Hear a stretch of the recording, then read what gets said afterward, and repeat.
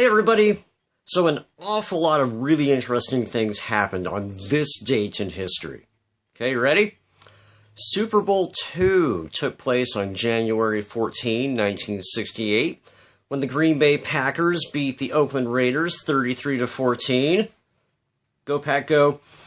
20,000 people attended a human be-in San Francisco the previous year, 1967. Benedict Arnold and Albert Schweitzer were both born on this date.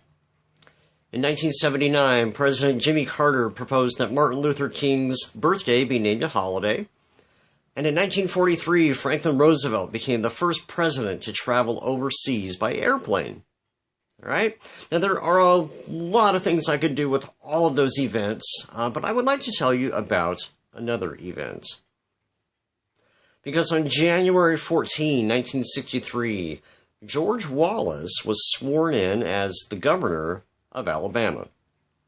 And in his inaugural address, he very famously stated, "I draw the line in the dust and toss the gauntlet before the feet of tyranny.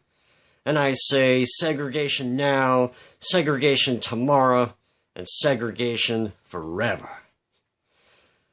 Yeah, see, Wallace was a diehard states' rights advocate and an unapologetic racist, and his legacy has been marked indelibly by that one line, right?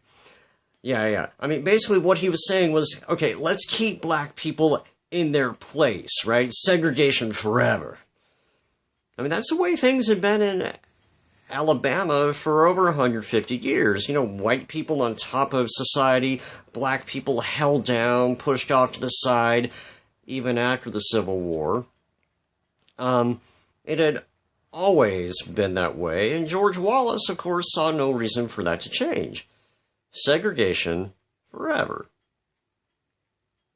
But, you know, it's ironic how long forever lasted in Alabama, right?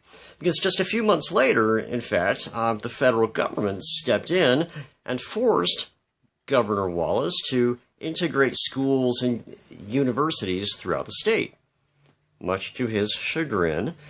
But here's the thing, forever lasted all of 5 months.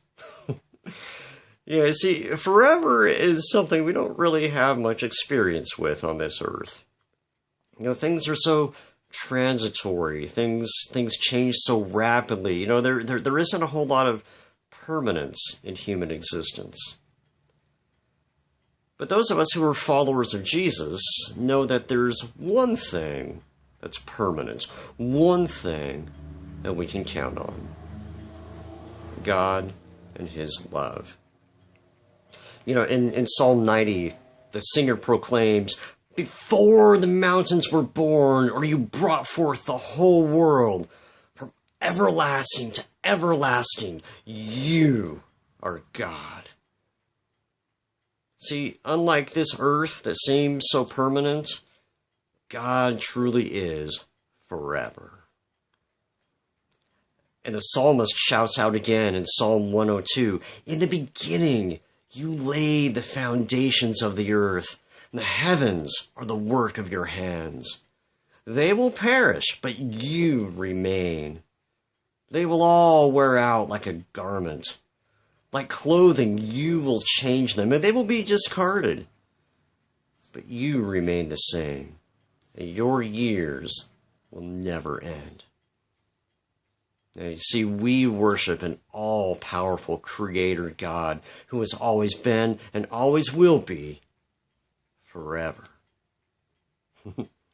And what better response can we have as we start this year than to honor our Creator, even in the midst of our ongoing trials?